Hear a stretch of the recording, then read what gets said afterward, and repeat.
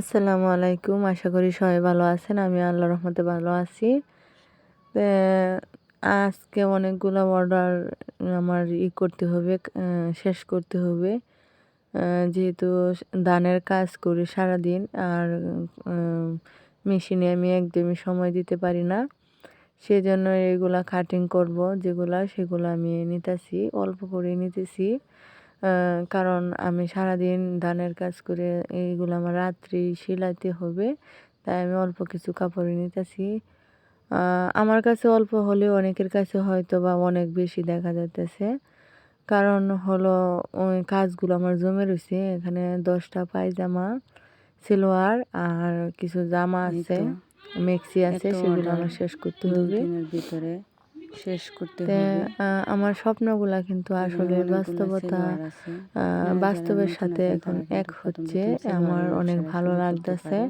একটা সময় আমি দেখতাম যে আমি স্বপ্নে দেখতাম যে আমি একটা কিছু করব, কি আমার কাছে অনেকগুলো টাকা হবে, আমি কারো কাছে হাত পাততে হবে না আমার।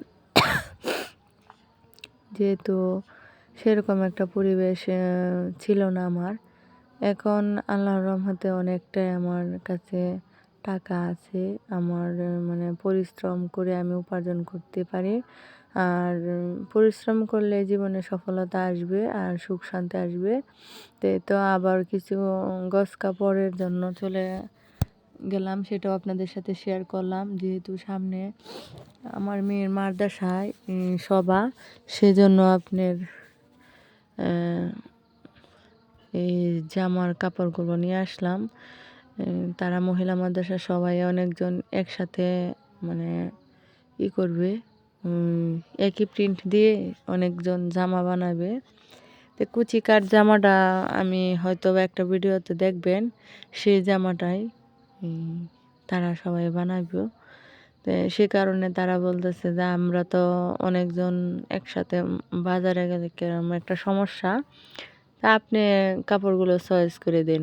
মানে তারা প্রিন্টের মাঝে বলে দিছে, মানে খয়েরি কালারের মাঝে হইলে তাদের কাছে অনেক মানে খয়েরি কালার কি কালার, আরটা জানি কি কালার, বেগুনি কালার, খয়েরি কালার, এগুলো তারা আমাকে বলে দিছে এগুলোর মধ্যে যেন নেই। সেই জন্য আমি অনেকগুলো কাপড় নিলাম কি আর করা, যেহেতু তারা সবাই এই কুচি কাট জামাটাই পছন্দ করছে। আর এখানে একটা আমি 42 বডির জামা কাটিং করছি। সবাই কেমন আছেন? আমি অনেক দিন ধরে ভিডিও দিতে পারি নাই, মানে শর্ট ভিডিও দিই, লং ভিডিও দিতে পারি না, কারণ কামের ব্যস্ততার জন্য। যেহেতু সংসারের পাশাপাশি এগুলা করি, সংসারের বাইরে তো আর করি না। শুধু এগুলাই আমার কাজ না, এগুলো ছাড়াও আরও অনেক কাজ আছে। বাচ্চা, সংসার সব সামলানোর পরে ফাঁকে ফাঁকে আমার এই কাজগুলো করা। তো ফাঁকে ফাঁকে করলেও কিন্তু অনেক কিছু। তো একটা জামার পাইপিং, এভাবে কিন্তু আপনার পাইপিং আগে এক পাটা ভাঁজ করে কাপড় সেলাই করবেন। সেলানো করার পরে এইভাবে মুড়িয়ে এভাবে সেলাই করবেন।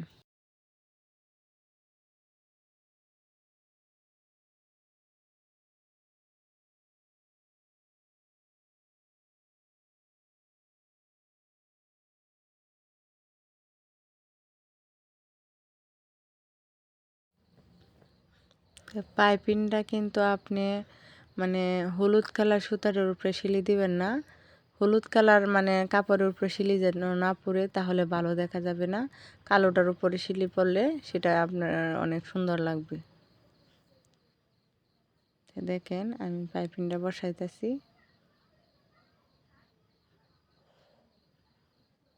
এই তো অনেকটাই সুন্দর হয়েছে পাইপিংটা।